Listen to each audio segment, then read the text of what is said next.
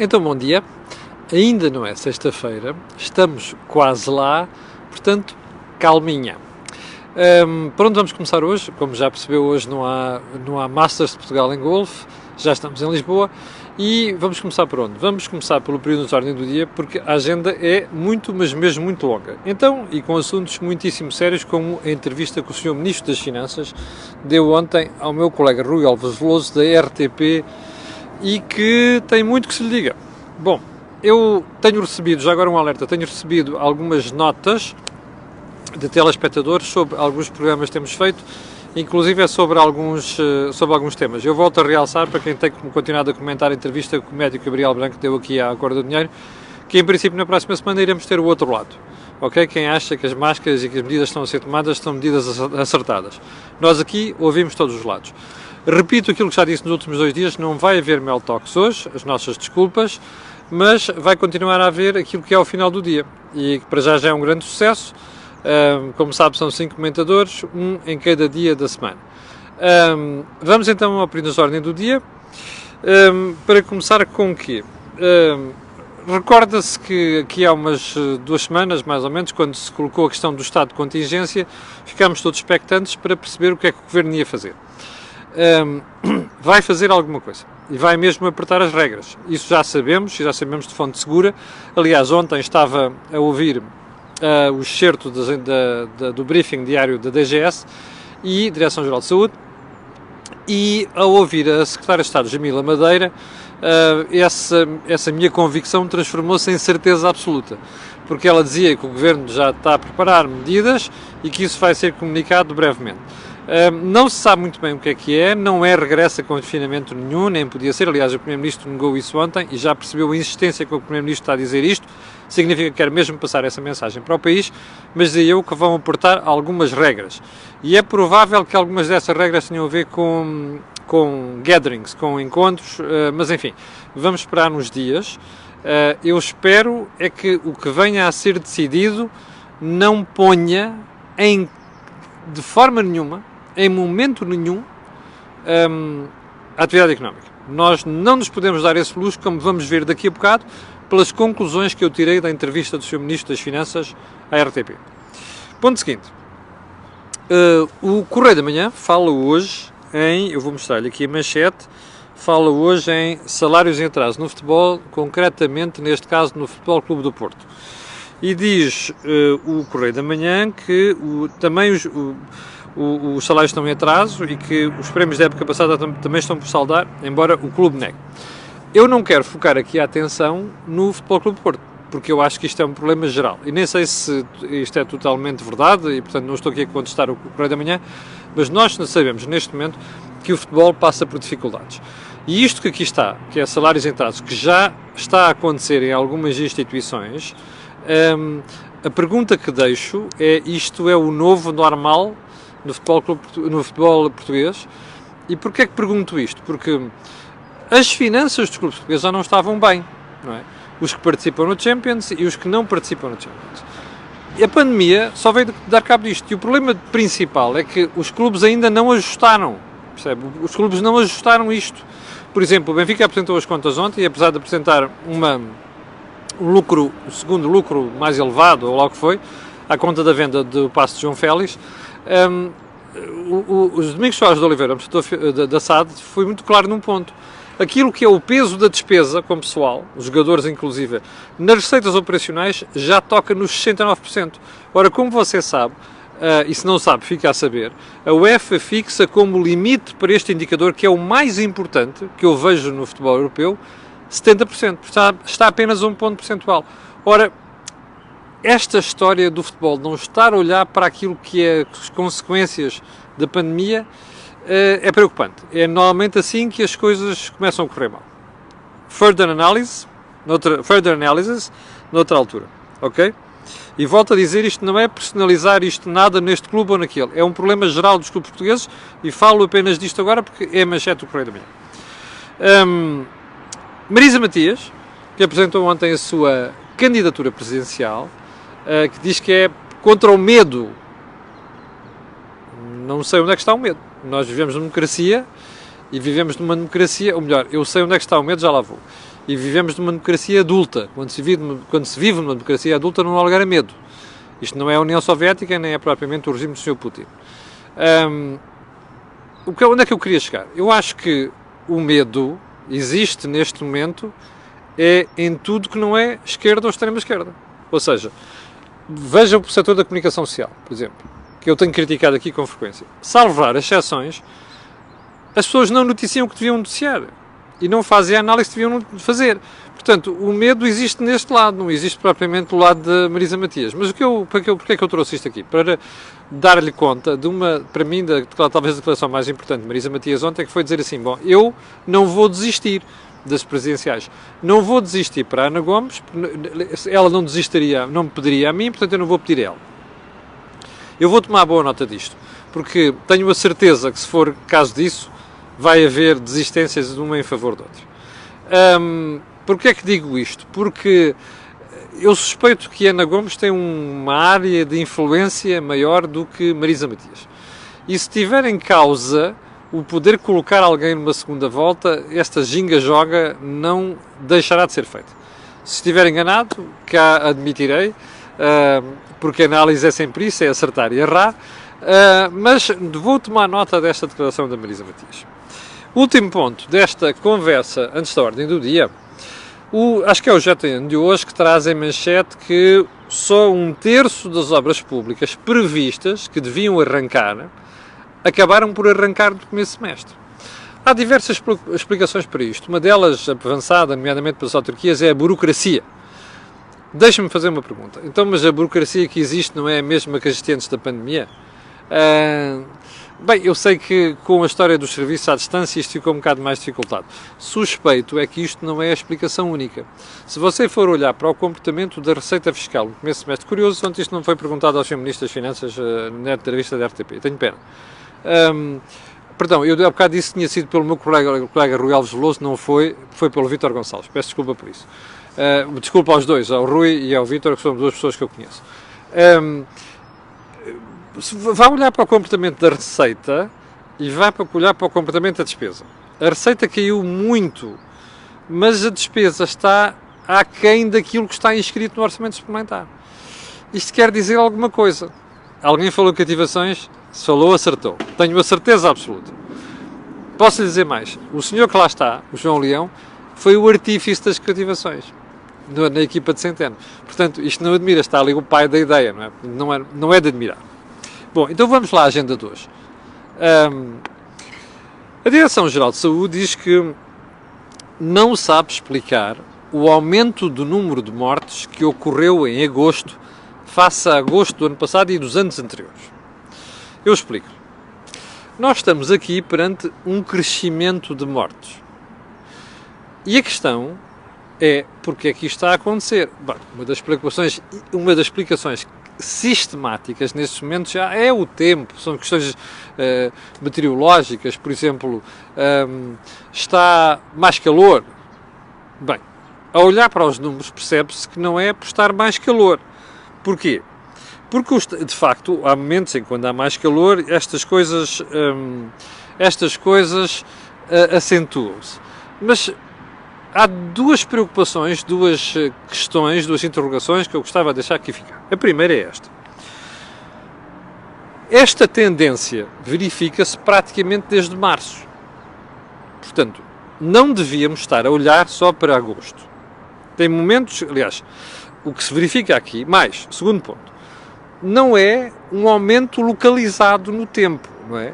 Nem aqui um pico, ali outro pico, isto é uma tendência, ou seja, a reta de tendência que nos diz para onde é que, no conjunto do tempo, isto vem assim, e não assim. Ora, isto devia ter feito já retinir as campainhas na DGS e na sociedade em geral. Ou seja, qual é a razão para isto estar a acontecer? Ora, a DGS diz, não sabemos, ainda não conseguimos analisar os dados. Deixe-me fazer-lhe uma pergunta. Nós vamos com 6 meses já. A DGS ainda não conseguiu analisar estes dados? Ou não quer analisar estes dados? A DGS acha que é assim tão difícil interpretar as estatísticas? Se calhar a gente nós podemos ir buscar umas pessoas que trabalham estatísticas de fora para ir ajudar a DGS. Digo eu. E porquê é que digo isto? Não é por vingança, nem é por estar aqui a querer chamar nomes à DGS. É que a interpretação de estatísticas é decisiva para decisões que a sociedade toma. Seja o cidadão em geral, seja um governo, nomeadamente o Ministério da Saúde. Onde é que eu acho que pode estar a explicação?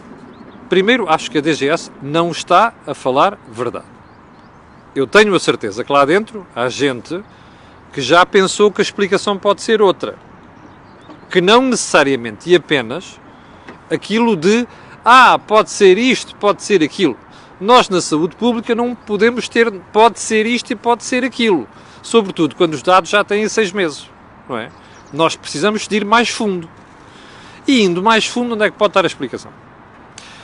Olha, é na falta de cuidados de saúde. E porquê?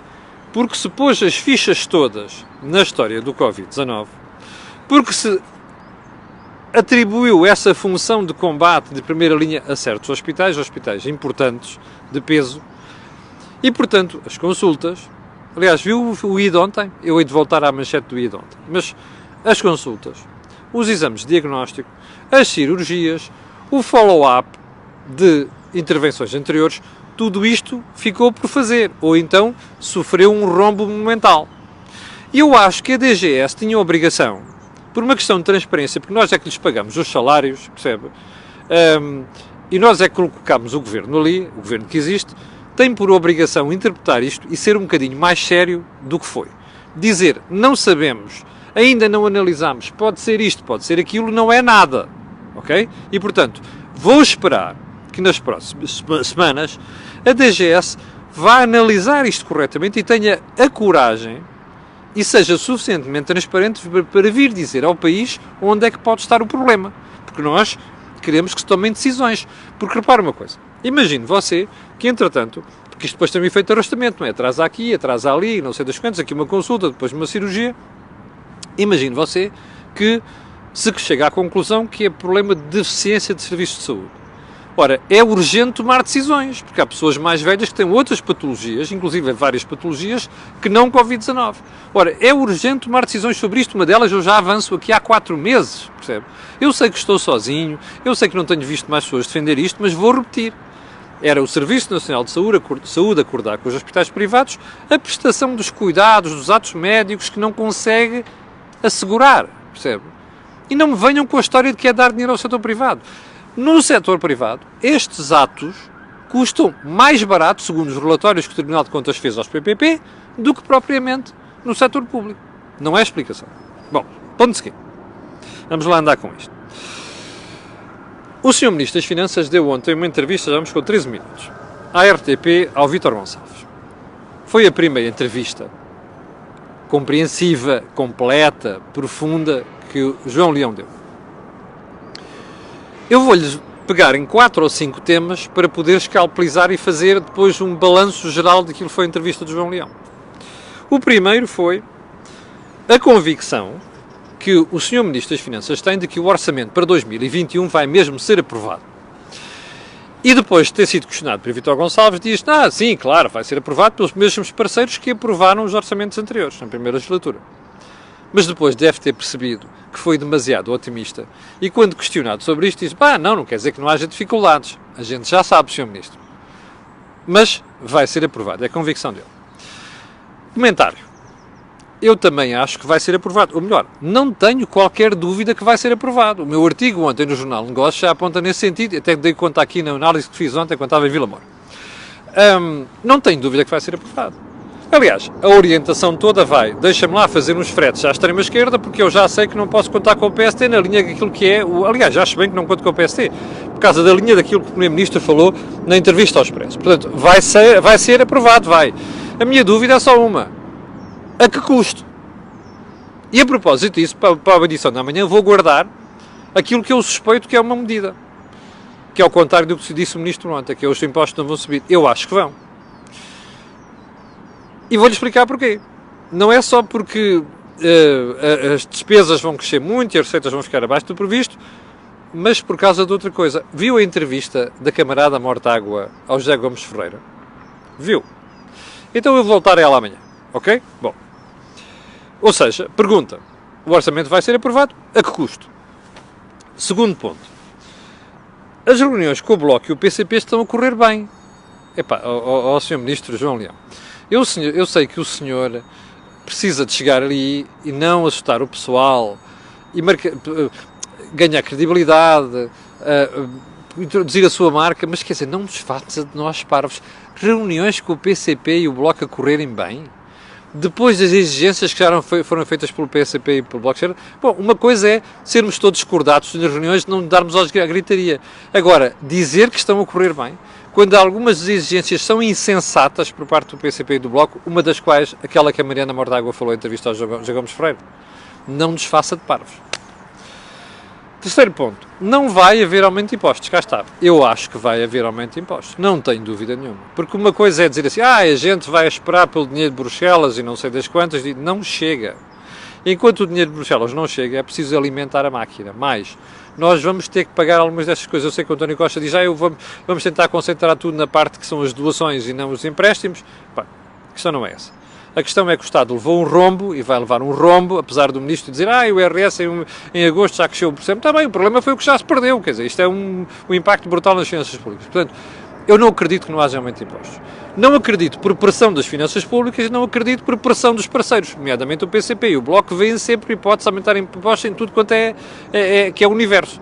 Recorda-se do imposto de camarada Mortágua, não é? Bem, ponto seguinte, as partes mais preocupantes da entrevista. Quando questionado sobre os salários, o João Leão virou-se e diz assim, os salários vão crescer 2% do conjunto da administração pública no próximo ano. Eu já sei que há aqui uma tecnicalidade que não foi atendida pelos jornalistas. Já ouvi peças hoje, nos jornais, nas televisões, a dizer, os salários vão crescer 2%. Não é a mesma coisa. Uma coisa é o aumento dos salários, outra é da massa salarial. Porquê? Porque os salários é aquilo que aumenta na parte apenas do salário de um ano para o outro. A massa salarial é tudo o que depois vem por trás, aquelas alcavalas que se somam depois ao salário. Você dirá, é irrelevante quanto é a massa salarial, é verdade. Primeiro há que ter rigor técnico, mas deixa-me fazer uma pergunta. Os funcionários públicos não tiveram nenhum corte de salários este ano, ao contrário de 1.200.000 trabalhadores privados. Isto está-nos a custar a nós, em impostos, porque os salários públicos são pagos por nós, por nossos impostos. É moral você continuar a ter um aumento de massa salarial de 2% em 2021? Isto é imoral, em minha opinião. E é imoral porquê? Porque tem a ver com as carreiras e o diabo 4. É imoral porque há alguém aqui a matar-se deste lado, com o desemprego a chegar a 10%, como o Ministro admitiu, e depois temos uns a receberem aumentos de massa salarial de 2% e outros com desemprego. Isto é imoral. Além de que nós vamos criando um problema à economia que é isto tudo tem que ser sustentado com impostos, não é? Porque não se pode pagar se não for recolher de impostos. Ora bem, isto ficou muito mal ao Ministro. Eu sei que dá jeito. Está a ver. As reuniões estão a correr bem com o PCP e o Bloco de Esquerda. Pois, estão a correr bem porque estão a fazer estas cedências. Bem, segundo ponto preocupante da conversa do Sr. Ministro. O salário mínimo tem de haver, como ele dizia, desculpe lá, tem de haver, desculpe, deixe-me ver aqui como é que está, qual é que é a frase, tem de haver um aumento do salário mínimo com significado. Bem, aliás, deve haver um aumento do salário mínimo com significado, assim é que é a expressão do João Leão. Espera aí, ele está a reconhecer que o desemprego vai para os 10%. Porquê é que estão a impor o aumento do salário mínimo numa conjuntura destas? Lá está, cedência ao Bloco de Esquerda e ao PCP. Você já sabe que eu acho horrível o salário mínimo em Portugal, mas também já sabe que não há correspondência entre a produtividade e os salários para nós podermos ter estes aumentos. Não é? Já sabe disto. Porquê é que não deixam isto ao critério das empresas? Há empresas que até vão poder pagar mais, mas há outras que não. Estar a fazer isto a norma é uma estupidez numa conjuntura destas. Ora, estar a dizer o que é o com significado? Aliás, e a análise global que vou fazer, o Sr. Ministro ontem patinou em tudo quanto é sítio. Porque, quer as expressões preferidas dele na entrevista. Olha, então, mas espera aí.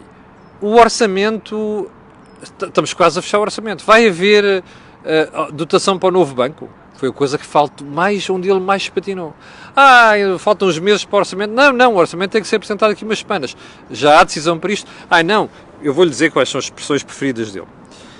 Temos de ver, temos de analisar, o assunto é muito sério, é preciso olhar com seriedade e responsabilidade, e nunca saiu disto, mas quer mais, o assunto é de grande delicadeza, é preciso transparência, é preciso exigência, isto é matéria para o orçamento, estamos longe do final. Espera aí.